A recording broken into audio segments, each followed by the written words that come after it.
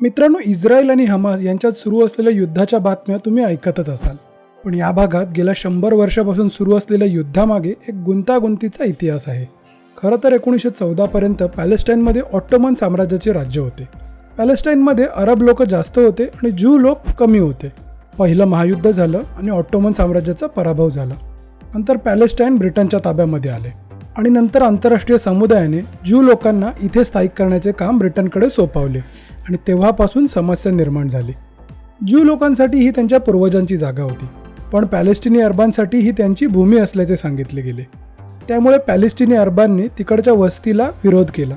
1920 ते 1940पर्यंत पॅलेस्टाईनमध्ये ज्यूंची संख्या वाढतच गेली. हिटलरच्या काळात युरोपमध्ये आणि विशेषतः जर्मनीमध्ये त्यांच्यावर होणाऱ्या अत्याचारापासून पळून जाऊन ते स्वतः इथे आश्रय घेत होते. जर्मन हुकुमशाह ॲडॉल्फ हिटलरने त्यांचा खात्मा करण्याची शपथच घेतली होती. जे काही तिथून पळून जाऊ शकले ते पळून इथे आले, पण इथेही शांतता नव्हती. ज्यू आणि अरबांमध्ये हिंसाचार वाढतच गेला आणि ब्रिटिश राजवटीविरुद्धचा विरोधही वाढत गेला. 1947मध्ये जेव्हा ब्रिटनने पॅलेस्टाईन सोडण्याचा निर्णय घेतला, तेव्हा संयुक्त राष्ट्रांनी पॅलेस्टाईनचे 2 देशात विभाजन करण्याचे सुचवले. ज्यूंसाठी एक आणि पॅलेस्टिनीसाठी एक देश. या दोन्ही समुदायांसाठी पवित्र शहर मानल्या जाणाऱ्या जेरुसलेम शहराला आंतरराष्ट्रीय शहर बनवण्याचाही विचार केला गेला होता. ज्यू लोकांना ही ऑफर मान्य होती, पण अरब मुस्लिमांना नाही. यावर पुढे काही उपाय सापडला नाही. पण ब्रिटनने 1948मध्ये पॅलेस्टाईन सोडले आणि ज्यू नेत्यांनी त्याला इस्रायल राष्ट्र म्हणून घोषित केले. हा निर्णय पॅलेस्टाईन अरब जनतेला कसा मान्य असेल? मग युद्ध झाले. शेजारील अरब देशांच्या सैन्यानेही हल्ले केले. हजारो पॅलेस्टिनींना आपली घरे सोडून जवळच्या देशात पळून जावे लागले. युद्ध संपेपर्यंत इस्रायलने बहुतेक जमीन ताब्यात घेतली होती. इजिप्तने वेस्ट बँक, गाझा, जॉर्डनने ताब्यात घेतलेले क्षेत्र ताब्यात घेतले. हे छोटे क्षेत्र 2 अरब देश आणि एक नवजात ज्यू देश इस्रायल यांच्यामध्ये विभागले गेले. त्यानंतरही संघर्ष सुरूच होता. त्यानंतर 1967च्या युद्धामध्ये इस्रायलने जेरुसलेम आणि वेस्ट बँक, गाझाही ताब्यामध्ये घेतला. अशा प्रकारे पॅलेस्टिनी अरबांना वाईटरित्या हुसकावून लावले गेले.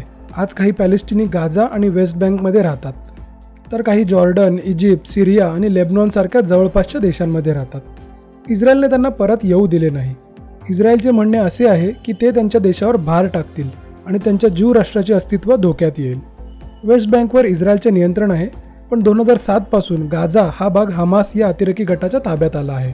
आता याच गाझा आणि वेस्ट बँकला पॅलेस्टाईन म्हणतात. यामध्ये आणखी एक समस्या म्हणजे जेरुसलेम शहर. ज्यू आणि मुस्लिम लोकांसाठी हे पवित्र शहर आहे. एवढेच नाही तर ख्रिश्चन लोकही याला पवित्र मानतात. इस्रायल जेरुसलेमला आपली राजधानी मानतो, तर पॅलेस्टिनींना पूर्व जेरुसलेम ही त्यांच्या देशाची राजधानी हवी आहे. गेल्या 50 वर्षात इस्रायलने वेस्ट बँकवर अनेक वस्त्या बांधल्या आहेत, जिथे जगभरातील ज्यू लोक येऊन राहू लागले आहेत. युनायटेड नेशन या वसाहतींना बेकायदेशीर मानते, पण इस्रायलला याची काही चिंता नाही. वेस्ट बँकमधील पॅलेस्टिनींचे म्हणणे आहे की इस्रायल त्यांचा छळ करतो, तर पॅलेस्टिनींच्या हिंसाचारापासून आम्ही स्वतःचे रक्षण करत आहोत असे इस्रायलचे म्हणणे आहे. युनायटेड नेशनने अलीकडेच म्हटले आहे की वेस्ट बँकमध्ये राहणारे ज्यू पॅलेस्टिनींवर दररोज जवळपास 3 हल्ले करत आहेत. गेल्या काही महिन्यात 3 पॅलेस्टिनी ग्रुपना त्यांच्या जमिनी सोडण्यास भाग पाडले गेले. 1 महिन्याआधी वेस्ट बँकमध्ये ज्यूंवर हल्ला झाला होता आणि एका 19 वर्षाच्या मुलाचा मृत्यू झाला होता. अमेरिकेने याला ज्यू टेररिझम असे म्हटले होते. इस्रायल आणि हमासमध्ये गाझासाठी अनेक वेळा युद्ध झाले आहे. मे 2021मध्ये इस्रायल आणि हमासमध्ये खूप मोठे युद्ध झाले, पण याचा त्रास मात्र सर्वसामान्यांनाच सहन करावा लागला होता. आत्तापर्यंत आलेले अहवाल सांगतात की मेलेल्या लोकांमध्ये पॅलेस्टिनींची संख्या जास्त आहे. 30 वर्षापासून पीस ट्रिटी म्हणजे शांतता चर्चेच्या वेगवेगळ्या फेऱ्या सुरू आहेत, पण इस्रायल आणि पॅलेस्टिनी अरब यांच्यात 2 ते 3 मुद्दे महत्त्वाचे आहेत, ज्यावर आजपर्यंत कोणताही तोडगा निघालेला नाही. पहिला मुद्दा, इतर देशांमध्ये आश्रय घेतलेल्या पॅलेस्टिनी लोकांचे काय होईल. दुसरा मुद्दा, इस्रायलने वेस्ट बँकमध्ये ज्यूंच्या वसाहती बांधल्या आहेत, ते राहतील की निघून जातील. आणि तिसरा मुद्दा, दोन्ही बाजू जेरुसलेमची वाटणी करतील की नाही. आणि सर्वात गुंतागुंतीचा प्रश्न हा आहे की इस्रायलसोबत पॅलेस्टिनींना स्वतंत्र देश करता येईल की नाही. युनायटेड नेशनच्या बहुतेक सदस्य देशांनी पॅलेस्टाईनला स्वतंत्र देश म्हणून मान्यता दिली आहे, पण आजही America, Britain, Japan, Germany, Australia या देशांनी ही मान्यता दिलेली नाही. भारताचं बोलायचं झालं तर भारताने 1988मध्येच पॅलेस्टाईनला मान्यता दिली होती. खरे तर भारत आपले पहिले पंतप्रधान नेहरूंपासून पंतप्रधान मोदींपर्यंत पॅलेस्टाईनला उघडपणे पाठिंबा देत आला आहे. पॅलेस्टाईनचे प्रमुख महमूद अब्बास हे देखील 2017मध्ये भारतात आले होते. नंतर 2018मध्ये जेव्हा इस्रायलचे पंतप्रधान नेतन्याहू दिल्लीत आले, त्यानंतर 1 महिन्यानंतरच पंतप्रधान मोदी पॅलेस्टाईनला गेले.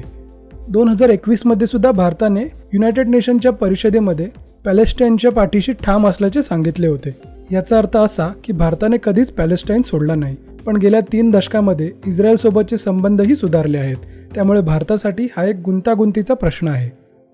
मित्रांनो, लक्षात घेण्यासारखी गोष्ट अशी आहे की जेव्हा दोन्ही बाजूनी युद्ध चालू असते तेव्हा कोण बरोबर आणि कोण चूक हे ठरवणे बाहेरच्या व्यक्तीला अवघड होऊन बसतं. हमास या अतिरेकी गटाने पॅलेस्टिनींना कमजोर करण्याचे काम केले आहे. ही समस्या इतकी गुंतागुंतीची आहे की काही ट्विट्स किंवा सोशल मीडिया पोस्ट वाचून आपण समजू किंवा निकष लावू शकत नाही. मित्रांनो, कोणावर अन्याय झाला आहे? ते ज्यू लोक जे हिटलरच्या त्रासापासून पळून आले आणि इथे स्थायिक झाले आणि इस्रायलची निर्मिती केली, की स्वतःच्याच घरातून बेघर झालेले पॅलेस्टिनी? तुमचं मत आम्हाला कॉमेंटमध्ये सांगा. अशाच आणखी व्हिडिओजसाठी व्हिडिओला लाईक करा आणि चॅनलला सबस्क्राईब करा.